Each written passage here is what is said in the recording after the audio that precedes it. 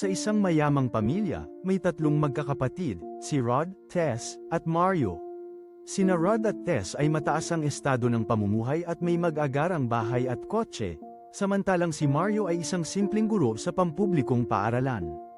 Kahit simple lang ang buhay ni Mario, siya ay kilala sa pagiging mabait at mapagbigay.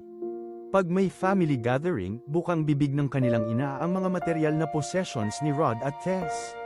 Samantalang si Mario ay tahimik na nakikinig at hindi masyadong binibigyan ng pansin. Isang araw, nagkasakit ang kanilang ina. Dahil walang oras ang ibang kapatid, si Mario ang nagtiyaga at nag-asikaso sa lahat ng pangangailangan ng kanilang ina, kahit may trabaho siya.